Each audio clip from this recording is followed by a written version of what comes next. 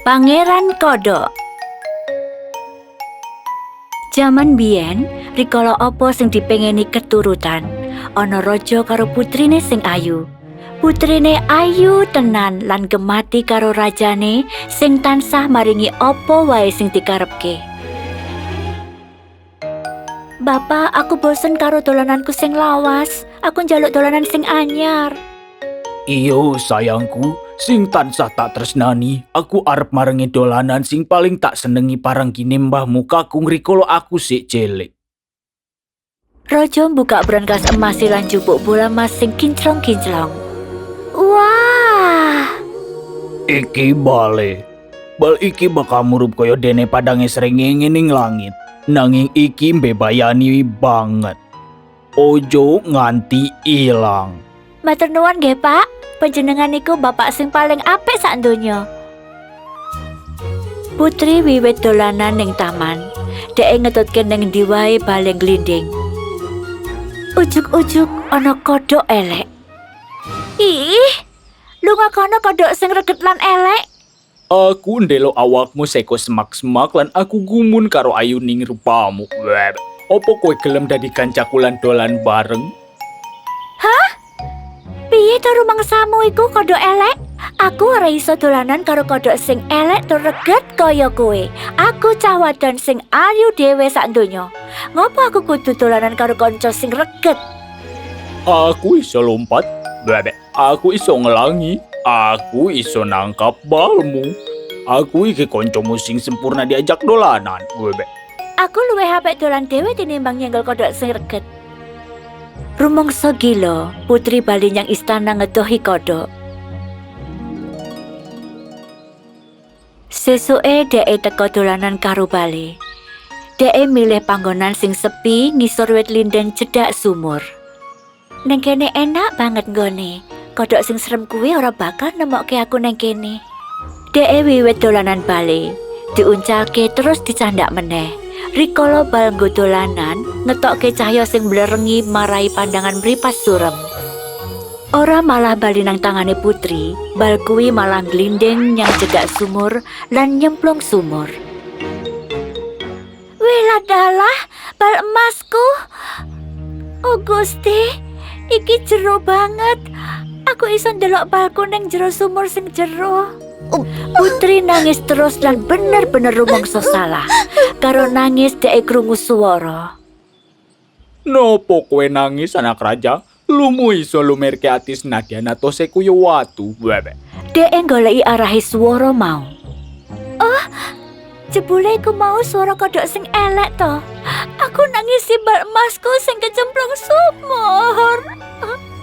Ojo kuatir. Web. Aku iso nolong kowe. Nani, opo kowe gelem dolanan karo aku yen aku bisa nangkep balmu? Apa sing mbok karepke kodhok? Klambiku sing endi wae, perhiasanku, utawa nganti mahkota emasku iki. Klambimu, perhiasanmu, lan mahkota emasmu dudu weku. Ning yen kowe gelem dadi koncoku, lan dadi konco dolanku, lungguh bareng, lan mangan bareng kowe, ngombe bareng, lan turu bareng ana ngamben cilikmu. Lan kowe gelem janji, aku bakal nyelem banyu lan jupuk bal emasmu maneh. Webek. Putri kabotan banget karo penjaluke kodhok sing elek sing akeh mau. Nanging supaya bal emase bali, dhek kudu sabar karo si kodhok. Oh iya, aku janji apa sing dadi penjalukmu, mung yen kowe iso mbalekke bal emasku. Sakwise kodhok krungu janji sang putri, kodhok doyo-doyo nyelem. Sawetara waktu dhek njedul karo nggawa bal emas ana lambene lan dibalangke nyang suketan. Putri bunga banget delok dolanane sing apik maneh. Dhek njupuk karo mlayu. Enteni aku, mandeku. Jaken aku. Aku ora iso mlayu cepet kaya kowe. Bengokane ora digagas karo putri. Sesuke rikala putri lungguh ana meja makan karo sang raja lan mangan nganggo piring emase ana sing notok lawang. Oh putri, aku njaluki izin mlebu yo. Putri ngadeg lan mlayu ndelok sapa sing nothok lawang, nanging rikala dhek buka lawang, ana kodhok lungguh ana njaba. Dasar kowe iki kodhok elek, wani-wanine kowe dolan nang omahku. Dhek enggal-enggal nutup lawange lan bali ning kursine, ngrasa gugup banget. Raja nyadari yen jantung Putri deg-degan. Anakku, kowe wedi opo? Opo ana raksasa sing ngadeg ana ngarep lawang sing arep ngegawa kowe lunga? Ora pak, nanging ana kodhok sing medeni. Opo sing dikarepke kodhok iku? Ngene pak, wingi waktu aku lungguh cedhak sumur lan dolanan bal emas, bale kecemplung sumur lan kodhok iku teko njupuke kanggo aku karo syarat aku kudu ngajak dhek nyang ngendi wae. Lan aku janjeni, nanging aku ora nyangka yen dhek mjedul saka banyu terus guber aku. Nanging saiki ana ngarep lawang lan njaluk mlebu. Putri Raja, buka lawange kanggo aku. Kowe wis janji karo aku. Yen wis janji, kowe kudu nepati. Bukake lawange lan konen mlebu. Putri buka lawang, kodhok melumpat mlebu, ngetutke sikile Putri nganti Putri tekan kursine. Matur nuwun Putri, junjunge aku neng sisihmu. Putri ndelok kodhok karo Anya, nanging ndelok pasuryane bapake, terus dhek njunjung kodhok. Saiki awake dhewe wis iso mangan bareng kabeh. Putri mangane wegah-wegahan, sawetara kodhok mangan karo bunga banget. Aku njalu sop maneh. Sop iki enak tenan. Aku durung tau mangan sop sing kaya ngene iki. Kodhok mangan sope maneh nganti entek, nanging Putri ketok anyel. Matur nuwun sangat Sang Putri. Aku wis wareg banget lan saiki aku sae. Kowe kudu ngajak aku nyang kamarmu. Resik ono lan awake dhewe iso turu. Cukup. Luwih becik kowe lunga teko istana iki. Anakku, omonganmu kuwi ora pantes tumraping Putri Raja. Kowe wis janji karo kodhok, dadi kowe kudu nepati janjimu saiki. Sepisan kita ngucap omongan ora bakal iso ngerubah ucapan mau. Iki wis tradisi lawas lan kudu digugu. Putri njunjung kodhok nganggo driji lan jempole, njunjung munggah lan didokok pojokan ruangan. Kowe becike ning kene wae sewengi ngadeg, utawa arep tak uncalke nyang alas sesuk. Aku aku arep turu sing penak. Jungjungen aku utawa dak kandhake nyang raja. Kowe kodhok sing jengkelke. Putri njunjung kodhok mau lan diantemke sak kuat tangane nyang tembok nganti tewas.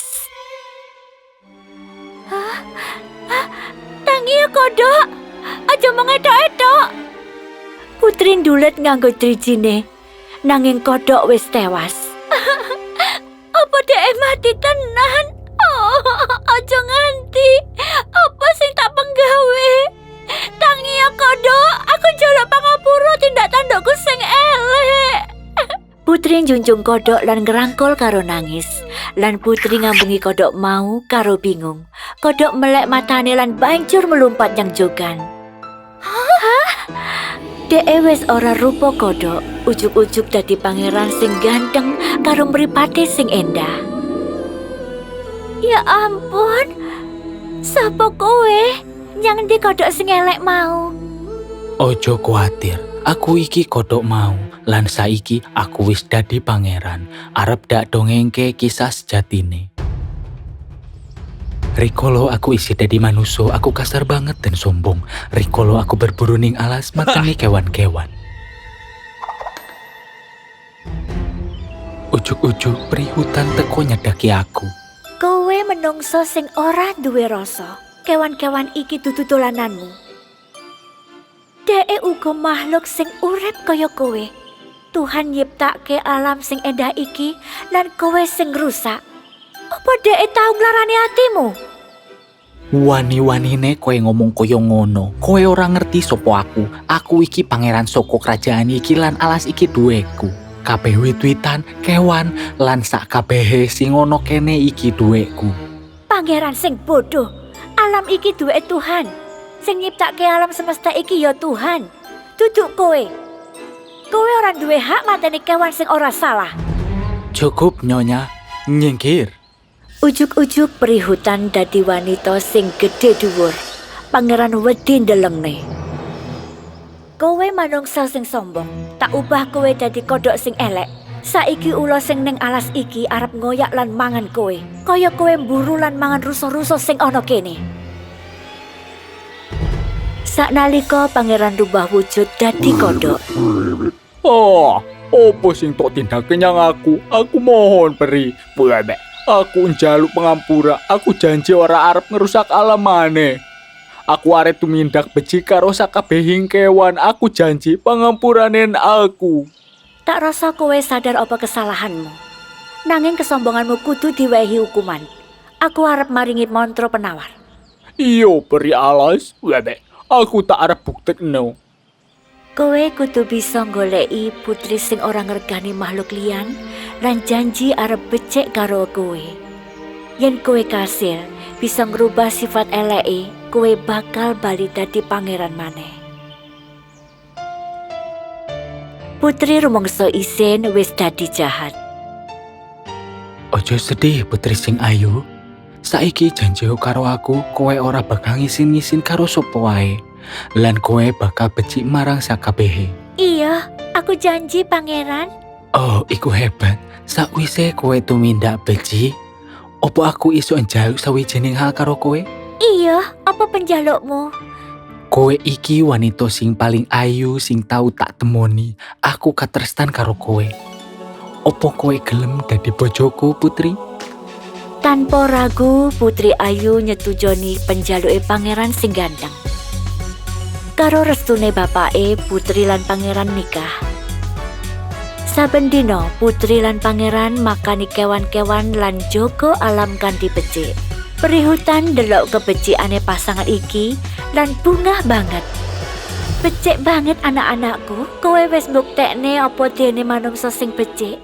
Kebecikan iki wis tumandur ana ing sanubari kabeh manungsa. Nanging sapa wae sing bangun alam iki dadi apik, Tuhan bakal tansah berkahi sira sakloron. Akhire pasangan iki urip bahagia selawase.